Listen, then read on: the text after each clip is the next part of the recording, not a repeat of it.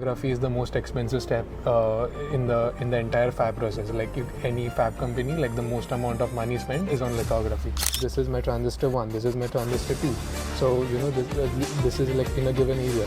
So this was planar. So now what if I just flip them? So now if I flip them, I can bring them closer. How big is the fabrication industry in the US? Which companies are leading this race? So hello everyone, today we have Lance here, a PhD student in the semiconductor industry with specialization in devices. We will talk about how the semiconductor industry works, and अगर कोई India से आ रहा है who wants to get into semiconductors industry, what are the skills they can learn and a roadmap which can help them get into semiconductors whether they're India or anywhere in the world, and especially in the US if you want to study. So hi Lance, can you please introduce yourself? Yeah, hello everyone. Hi Anur, I am Lance. I am a PhD student, a second year PhD student at Georgia Institute of Technology. And before I joined as a PhD student at Georgia Tech, I did my master's from Purdue University in Indiana. And before that, I did my undergrad from University of Mumbai, back in Mumbai, India. So I'm happy to be here on this podcast, and thank you, Hanur, for having me here. And by the way, dosto, in the US, I have been using the world's largest bank called the Chase Bank. And if you see the transaction history, I was charged $12 in the month when my balance was less than $1,500, and $15 when I received the incoming wire transfer from India. Because of that, I decided to switch to a startup which is recommended by Rice University and University of Buffalo's website for all students, and even non-students can use it immediately because it charges you $0, nothing, when you receive money from India or anywhere from 195 countries worldwide. And receiving money outside of United States, charging $15 on other banks can add up to hundreds of dollars over years, and you can save up immediately with just one step. And if you switch to it, first of all, it allows you to get credit history, 1% cashback every time you use it instantly, plus an ability to apply without social security number. When you're in India, you can use it, and many students have used it as proof of finance when they apply for visa by showing money in their AdRo accounts. Go ahead and check out AdRo because you will get $50 with my link in description below when you spend $50 after depositing $500 to your account. Go check out right now. Pleasure. So let's start with your background. So you did electrical engineering, right? In India. Correct, yeah. So Pune mein, right? In Mumbai. In Mumbai. So what college was it? I did it from University of Mumbai. Mumbai. Okay. So what first of all interested you to pursue electrical engineering at that time, and then later masters in the US and PhD?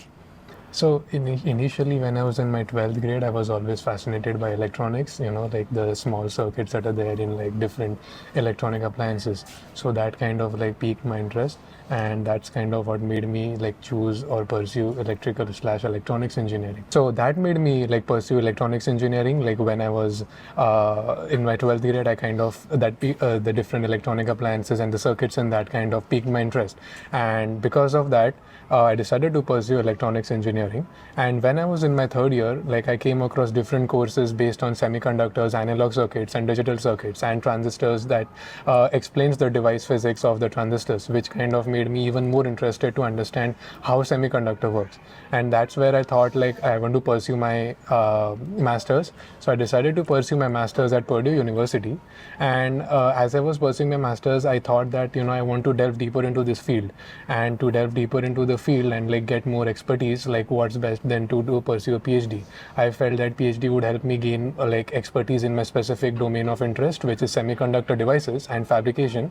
And that is why eventually I decided to pursue my PhD, and now I'm here at Georgia Tech making devices and fabricating devices and understanding them. So yeah, that's very fascinating, because fabrication, like if someone is just told about fabrication, they will imagine that it is something Taiwan does, TSMC does. Yeah. How big is the fabrication industry in the US? Fabrication industry is like pretty huge in the US as well. So TSMC is one of the like leading or like one of the top fab companies out there. It's headquartered in Taiwan, of course, but it has its base in US as well. Mm-hmm. And then there are other fab companies like Intel, which make which focuses on logic-based transistors and fabrication of logic-based transistors. And along with that, you also have Samsung and SK Hynix from South Korea, which primarily focuses on making transistors and devices for memory primary storage application. And there is another fab company, Micron. Micron primarily focuses on DRAM fabrication of DRAM storages. So it is also headquartered in the US. And again, you have Texas Instruments, which is again headquartered in the US, that primarily focuses on fabrication of analog circuits, like not digital and storage and the transistors. So that is more on the analog side. But yes, in the US, there are like many companies which are headquarters. So US has like a lot of fab companies which focuses on fabrication as well. Wow, and fabrication is not easy, right? It's so hard. You need to learn about what was the term? Lithography. Lithography, yeah. So lithography you have to learn, and minute, tiny holes you have to make in metal so that the data flows through the semiconductor chip, right? That is right. Yeah. So can you elaborate how this works? So yes, so fabrication is not just very simple. It involves like lot of steps. Like, you need to deposit certain things, certain type of materials. First, you have to acquire those materials, and once you get those materials, you have to like deposit them. And then, as you said, lithography. What is lithography? Lithography is basically using light and then like making patterns on the material, and those pattern defines the features and the different areas of your transistors, because every transistor has different areas, right? Some area and with different functionalities. So you have to define those areas and the size and pattern them. So that is what lithography does. So that is just one aspect of fabrication, which is like the one of the critical and the most expensive in the entire fabrication process. But other than that, you have other steps involved as well, where you deposit the materials, and then where you like you deposit the materials at a certain area and then remove the materials from the other area, which is called as etching. So these are like the different steps which are involved: deposition of materials, then removing the materials from the undesired areas, which is etching, and to remove the materials from undesired areas, you make those patterns, which is called as lithography. And again, like lithography is the most expensive step in the entire fab process. Like any fab company, like the most amount of money spent is on lithography. That's the most critical and the most expensive step in the entire fab sequence. And all the parts come from ASML, right? Like like China ki, you can look at the company called Huawei, which is the biggest chip company of China. Whether you look at Nvidia, Apple, all of these chips, when they are fabricated, they get the parts from ASML, and ASML is the 90% supplier of the materials you need to fabricate the chips. That's right. So ASML is the huge supplier of fab equipment, so the tools that are required to fab it. By the way, you said NVIDIA, but NVIDIA is fabless. It doesn't have its own foundry. It gives out its designs for like other fab companies to make their chips. Same as Apple. Apple also doesn't have its own foundry. It will make designs, and it will give out their designs to company like TSMC to make their devices. So TSMC will make the devices for Apple, let's say, but TSMC will need those equipments, lithography equipments, and these huge machines to make those devices. So that is where ASML comes in. ASML makes those devices and gives out to fab companies and foundries. We call it as foundries, so fab companies / foundries, and then they use it for their processes. So ASML is like one of the top companies which kind of provides or supplies lithography tools. Correct. And up breakdown karna, so aapne bola it's fabless. So that means like Nvidia, Apple, they don't get fabricated. Like, can you elaborate on that? So fabless, as in it makes its design, but it doesn't fabricate its own devices. They don't do it on their own. Intel does it on their own. Yes. But they send it to TSMC. Yes. So there are fab companies and fabless companies. Like for example, Qualcomm, Apple, Nvidia. These, for example, are fabless companies. They will make their own designs, and then they will send it to other fab companies or foundries like TSMC, Global Foundries, etc., who will make the devices based on their designs for them and give it to them. So these are fabless companies. Then you have IDMs, which is integrated device manufacturers, which makes their own designs and fabricates their own devices. So the companies in this are like Intel. They make their own devices and fabricate their own devices. You have Texas Instruments, you have Samsung, you have Micron as well. So these are some of the companies which have their own foundries and make their own devices and designs as well. So this is how it's fab and fabless here. Interesting. And you got into fabrication. It's a bit fascinating because if you look at companies like TSMC, they are valued at few $100 billion. But companies that design the chips, they're valued at trillions of dollars, Nvidia, Apple. So why you think there is so much scope of fabrication? Because like देखने में ऐसा लगता है, right, कि people are not as well paid in fabrication as much they are paid for the brains behind the chips. Yeah, I mean, fabrication also needs, you need to have like brains to like fabricate as well, or basically to, make it, as small, to make it smaller and smaller, because the eventual goal in fabrication, or the eventual goal of like these fab companies, is to develop processes which can have like more number of devices in a given area. So you have to like make them smaller and smaller and smaller. So eventually, and that is like, so if you cannot increase the number of devices in a given area, you cannot like scale on the software front. You need like large amount of devices. So certainly, like there is like lot of innovation going on, and I mean, I get your point that like maybe like the pay range is like not completely, it's kind of like different, there's like it's some difference, but again, like like the same level of innovation as much as it is happening on the higher level side is happening on the fab side as well. So it is happening, but yeah, you get like there is a difference in the pay range that you can see, and there's a cap too which needs innovation. For example, TSMC, you said it has a cap of 3 nanometer transistors. Yes. We cannot have smaller than that in TMC right now. There is innovation happening, and TSMC has 90% achieved to build 2 nanometer transistors as well. So we are good till, let's say, 2032, जो आपने बताया. 2032 we are good, like, but what's next? Like, what happens after 2 nanometer? We need more speed. We need more efficient chips. So what happens after that? Like Moore's law, and can we reach 1 nanometer transistor or not? So we cannot reach 1 nanometer transistor, because like the size the spacing between like atoms is like in like 0.5 nanometers or something. So you cannot go like super small. Like there is a certain limit in going smaller and smaller, but again, the thing is, like technological innovations, like it keeps on happening. So what I mean by technological innovation is that, like, and as you said, Moore's law, right? First of all, let me say what Moore's law is. Moore's law is basically like reducing the size of transistors or scaling the transistors so you can fit more number of transistors in a given area. So Gordon Moore, he kind of predicted that, based on the Intel's like how they were like proceeding, he predicted that every 18 months or 2 years the number of transistors in a given area will double. So this was more of an economical law that he kind of made, so that it will help like Intel or other companies have a roadmap in the future. So Moore's law is still not dead, because like that's what I feel. So initially, like people were focused on reducing the size of transistors and making them smaller and smaller, compact and compact. But as you said, right, there's a certain limit beyond which we cannot go. It will be very difficult to like stretch to that limit. So we are still stretching that limit. We are still going like trying to reduce the size of transistors, going down and down and down.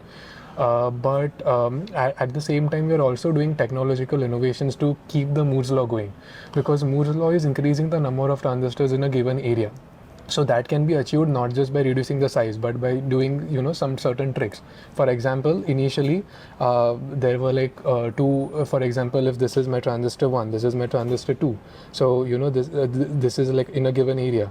So this was planar. So now what if I just flip them? So now if I flip them, I can bring them closer. So I'm increasing the number of transistors in a given area because I've brought them closer, and now I can have more transistors. So this is what like the mainstream technology currently is. These are called as FinFETs. So now again, like as we go ahead, TSMC is planning to use gate all around type of transistors. So what does this mean? So basically you have transistors like this, right? So now what you will do is you will stack the transistors on top of each other like this, and it will go in vertical direction, which is 3-dimensional. So now again, like initially the transistor was here, but now it's here. So you have space for another transistor here. So basically you can pack more transistors and go in 3-dimensional structure. So in that sense, we are trying to improve the number of transistors in a given area. FinFET basically. FinFETs, gate all around, and we're trying to keep the Moore's law going. So I would say at least in the coming future, the Moore's law is not dead, and it will keep on going forward. And that being said, like your previous question, right, like about like innovations in fab. So making like transistors like this, doing this from this is not easy. It has like it takes like a lot of efforts, and it's very challenging when you think it from that aspect. Here I'm just saying I'm just flipping this like this, but it's not easy as just flipping like that. So that's where like these innovations on the fabrication side like come from, like making this and then going from here to here. Like these are like it's very difficult than having this like this. So that's where like these all innovations come from. Amazing. In this race of innovating in fabrication and like FinFET, 3D, say transistors increase karna in a space, which companies are leading this race? Can you elaborate? Like, because I was fascinated that 1965 Moore's law came, and then 1968, I think around then Intel came, and it was winning till 2012, and then later it started to lose, right? So what companies are actually leading the innovation in fabrication? So Intel lost its race, that is true. Right now, I feel like the leading company when it comes to fabrication and like trying to push the limit of fabrication at the top is like TSMC. Like I think TSMC in the very near future, it's planning to release its gate-all-around type of transistor and fabrication process flow as well for its devices.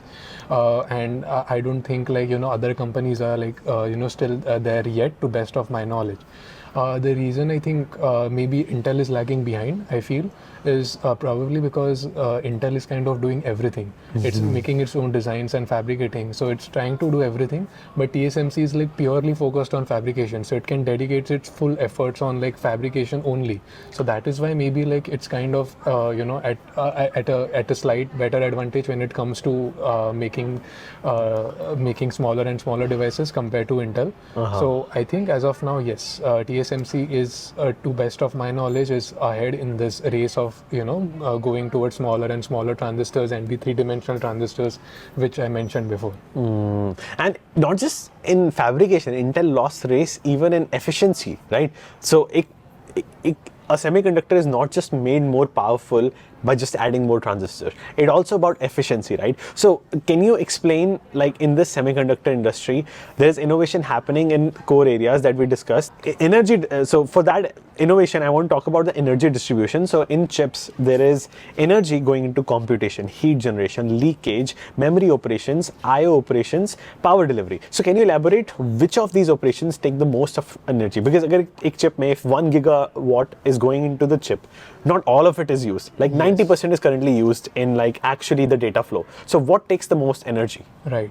So the wastage of energy, right, as you mentioned about this, comes from the fact that we are scaling the devices as well. So it's not just, as you mentioned before, not just scaling the devices and making them smaller. You have to also account for these kind of things. So basically, the one aspect is like the data transfer, right? So like there are like copper wires, or I mean, not in like these are like wires on a chip, like not like wires that we see in the real life, but basically they are made of copper material. So as you're reducing the size of the transistor, and as you're making those data transfer paths with copper interconnects, we call them interconnect, not wires. So the resistance is increasing. So as the resistance of those copper wires is increasing, like that basically kind of increases the voltage drop and power consumption. So a lot of power kind of is wasted in transferring the data. Ideally, the power that is used to transfer the data or between the two different paths through the copper interconnect, that should be as minimal as possible. But you can't actually avoid that, because as you're scaling down, your interconnect resistance is increasing. So that is thing number one. So there are some like works that are done, like on how to like reduce the interconnect resistance.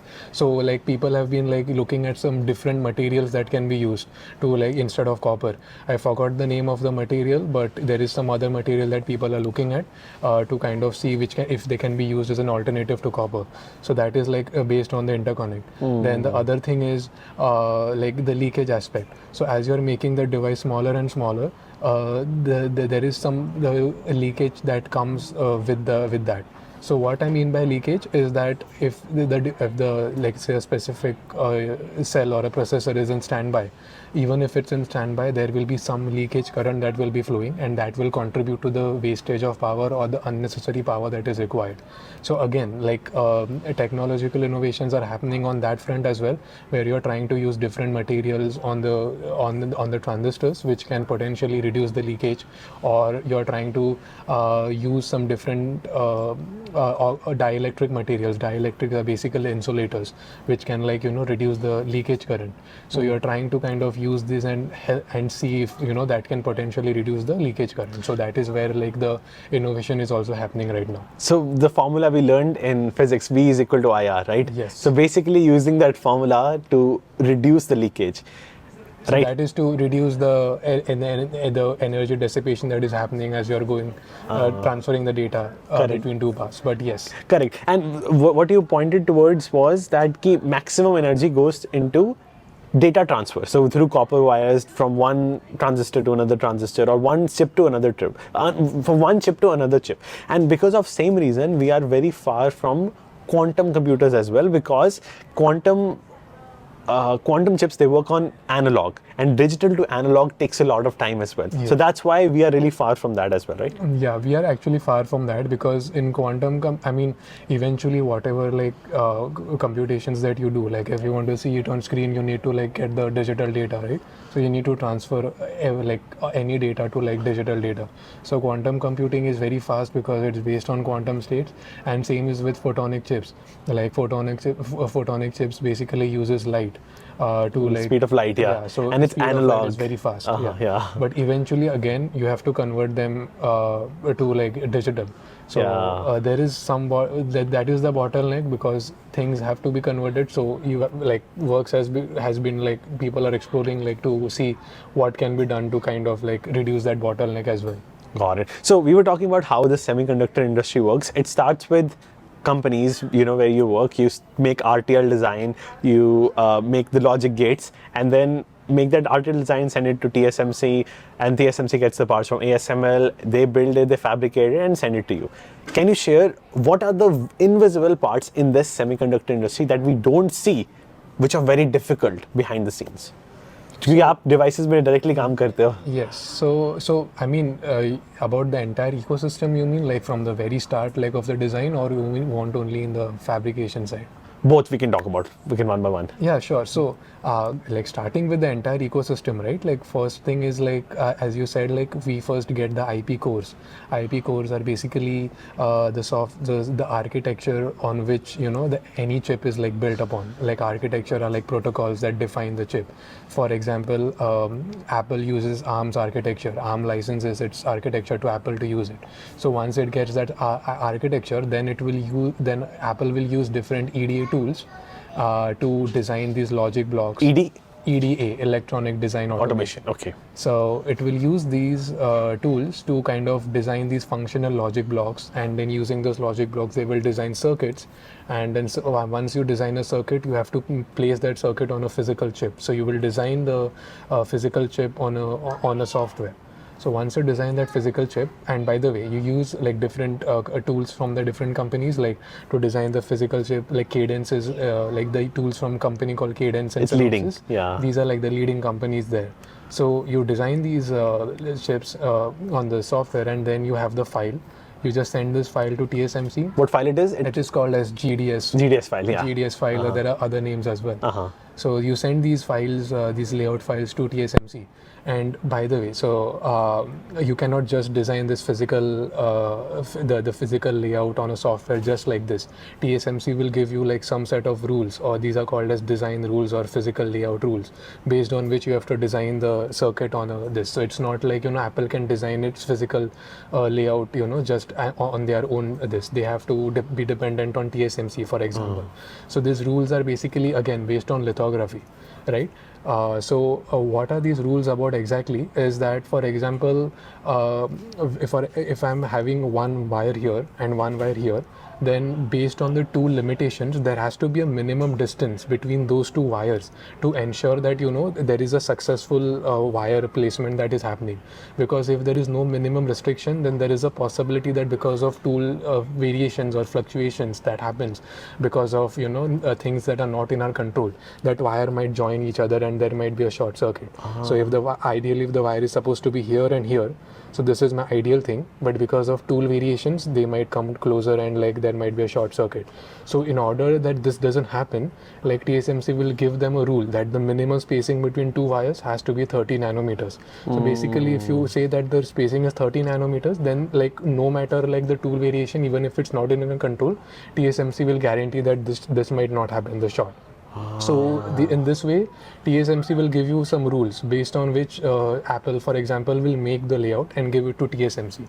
So once TSMC get that, based on that rules, it will make the devices, it will use the equipments from ASML and other manufacturers. It will also need raw materials like silicon wafers, for example. It will also acquire its raw materials from other like raw material suppliers. And then once you get this, it will make it and like send it back to Apple. For example, Apple gives its designs to TSMC and TSMC makes those designs for them as of now. So yeah, this is how like the entire sequence that goes in. And this stack is so complicated, a normal person cannot learn easily. For example, I read in semiconductor industry, 90% of the skills are learned and acquired through mentorship, apprenticeship. आप अपने senior engineer सीखते हो, AI, software engineer, you can learn solo. So why is that? Why it's so hard to learn on your own? So the thing is like in AI, right? Like there are like a lot of tutorials available, and like AI is something which you can do, at your home as well. Like maybe not like advanced GPU LLM AI, but if you have like a good amount of like good GPU, like decently good GPU, you can certainly do some. You can learn, at least start learning AI on your own at your home. But in terms of semiconductors, you can only get theoretical knowledge from textbooks if you sit at home. You will not get that practical knowledge unless you go in there and you try to kind of build the devices or make those devices. And building and making the devices is very expensive. You cannot do it like anywhere. You need to be in a company or in a research institution to do that, and like the equipments to measure them, like to understand their performance. This also, like these tools are very expensive, so you cannot just like like it's not available everywhere. Like these are only available in like some good research R1 research institutes or R2 institutes, and in the top companies as well. So that's why like if you are maybe, let's say, working in that company, or if you're mentored in that company, or if you're a student or a researcher in a research institution, then it becomes easier for you to kind of get a hands-on experience, which kind of helps you learn this more.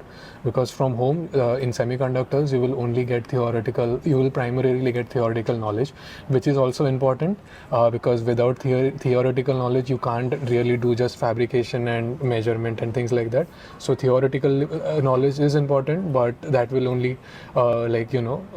if you want to do something in semiconductors like hands-on, like fabrication, then you need to get the hands-on experience as well along with the theoretical knowledge. Totally. And also a lot of companies keep secrets. For example, architecture is completely kept secret. Like you don't know the architecture behind Google's TPU versus Apple's M1. Those are completely hidden, right? अगर आपको किसी का architecture सीखना है, it's not like AI की research paper पढ़ा and you're all good. You cannot just find those research papers easily, right? Yeah. So what are the things that are really intellectual property, IP, which are very restricted by the US government that you should not share? So these are not by US government. This is like a company decision, because companies are in a rat race, right? Like Samsung, Intel, everyone wants to get ahead in the market, like the time to market and everything like that. So these decisions are made by the company to not reveal the like the details. Even for example, in semiconductors, if a company publishes a research paper, right? Like for example, so they will not mention the detailed process flow or what materials they have used. They will keep it a secret. Wow. And they will never like tell it. So like one company, like a semiconductor company, they showed like significantly good results, like, you know, and they showed that they told that we did this to get these good results in semiconductor device, in the terms of performance, but they did not reveal the process flow or what materials they use. They kept it a secret because they don't want their competitors to know that.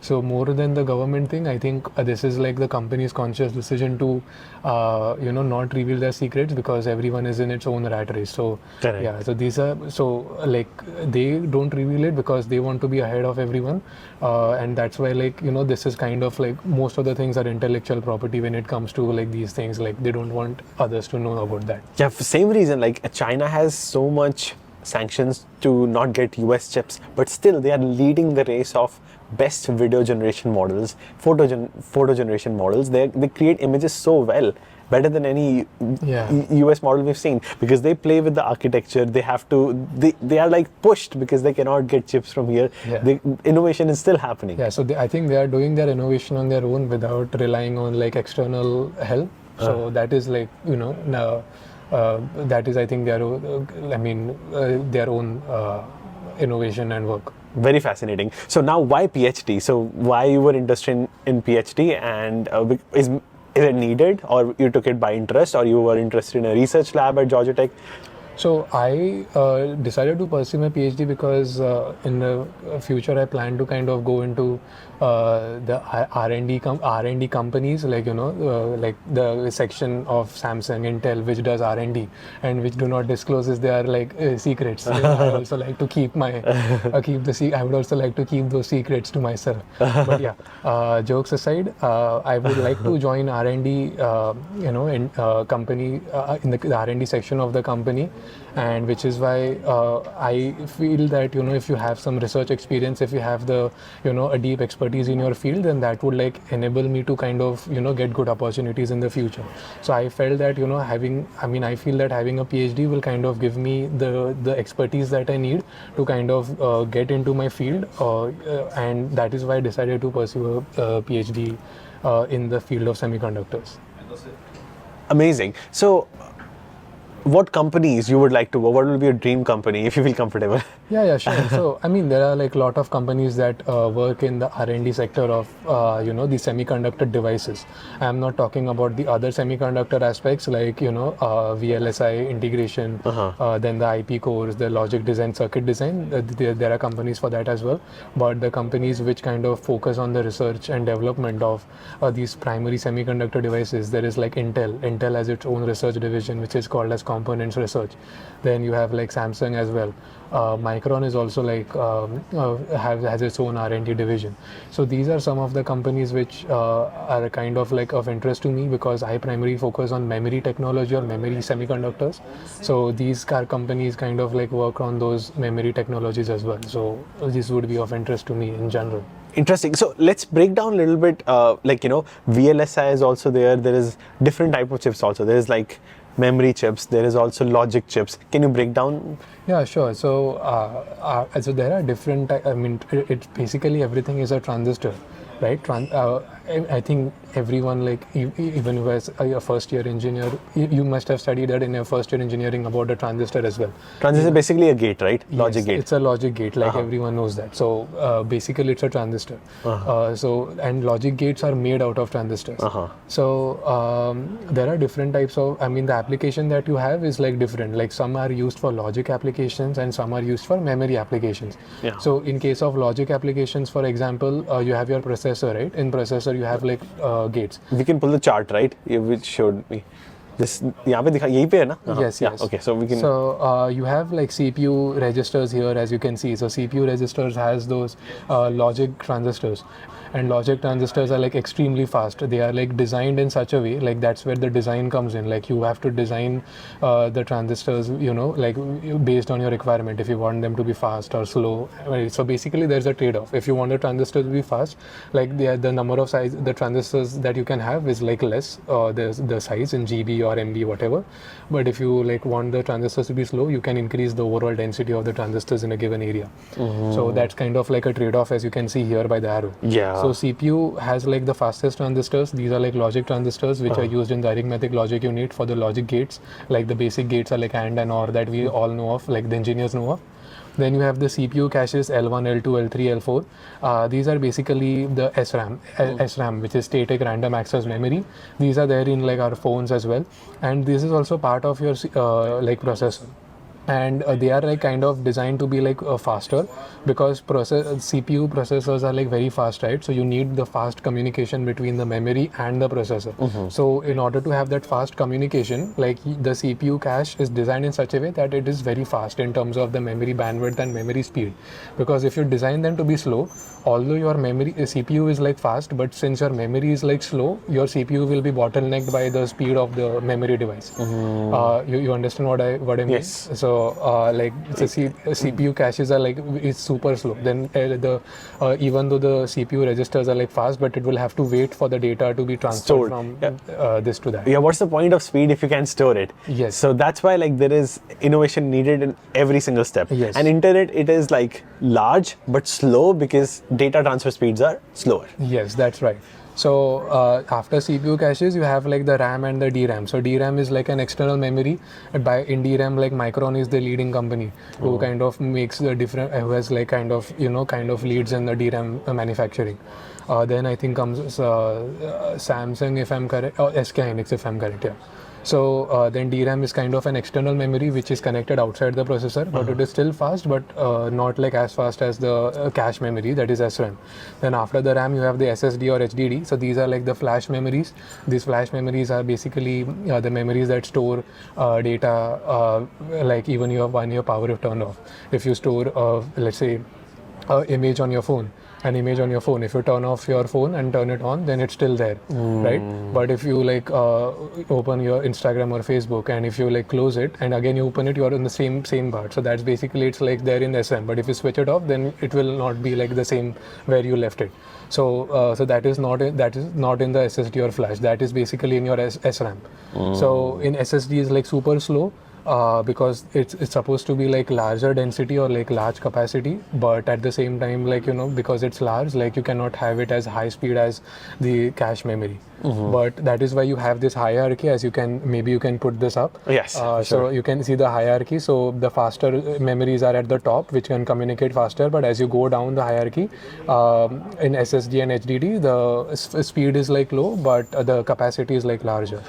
Got it. So your goal is to get into memory chips, and you want to make them more efficient by going to these R&D companies like Samsung you mentioned. That's right. So that memory chips, they come in RAM and CPU, right?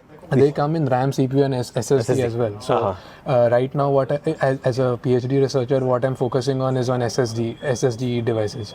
So I'm trying to like same thing, improving the performance and trying to improve the speed of SSD to kind of enable this fast transition from bottom to the top. Got it. So where does VLSI come in this picture? VLSI is a very large scale integration. So that is, VLSI is a part of semiconductors, and you can call this also like VLSI. Large scale, the meaning of VLSI is basically you're integrating like a lot of things together. So like large scale integration. So this, but nowadays, like the idea of VLSI is, when you say VLSI, what people mostly think of is, kind of, as I said before, in the ecosystem, like designing the functional logic gates, and then designing the circuits for that, and then doing the design verification. Like once you design the logic gates, you kind of do a verification to make sure that the design is working as you expect it to be. Then you make the physical layout, and then you do the physical verification to make sure that the physical layout that you have made matches the rules that were given by TSMC or some other fab company. So this is kind of like considered as VLSI, but like everything is VLSI, to be honest here. Like even what I'm doing comes under large scale integration, but if you like that norm, then when you say VLSI, people mostly talk about the EDA things, or like the physical verification, physical layout, then design verification, making circuits and designing circuits, things like that. So where is the most scope for students who are coming to the US in semiconductors? Like is it like VLSI, designing logic gates, or is it like making the chips, memory chips, logic chips more efficient? Where is the most scope?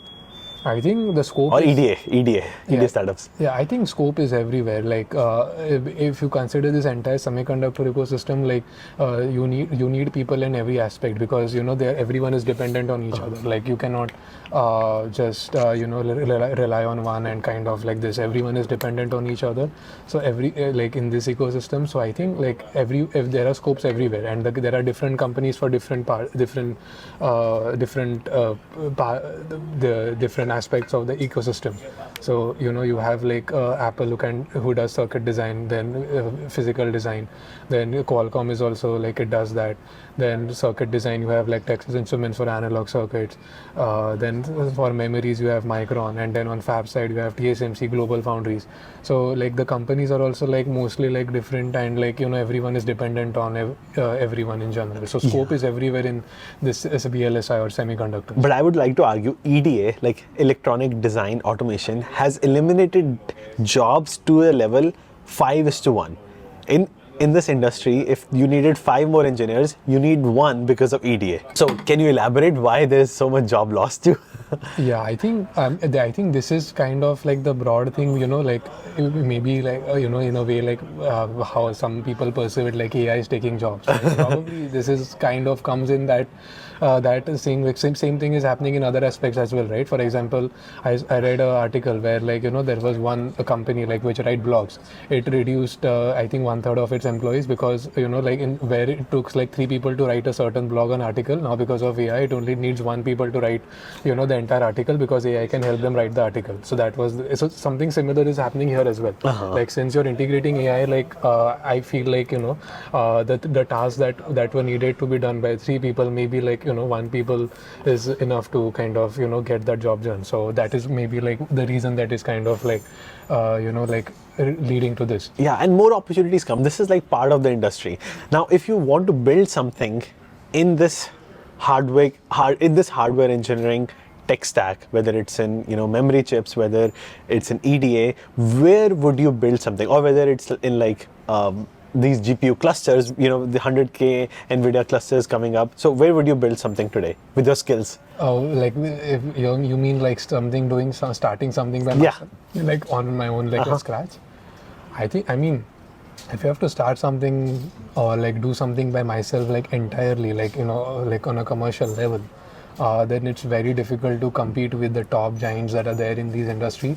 One would like right now, unless there is something like very very distinctive or very supremely innovative, it will be almost impossible to kind of like compete with them. So like if something has to be like started, like if you're planning to like have your own startup or establish something, then it should be somewhere like if I were that person, then I would probably look at something like a service-based thing, like where I would provide like fab or some services to customers, and I and like they would like take my help. I would provide them services like on some sort of fabrication process or something like that, and then like I would like kind of try to get into that side, a service-based business or start something related to a service-based business, which can give me customers and I can give them some services based on the processes. Correct, I agree, because B2B startups are really hard. For example, we discussed the, how you can make energy consumption better, but companies are not willing to share their architecture.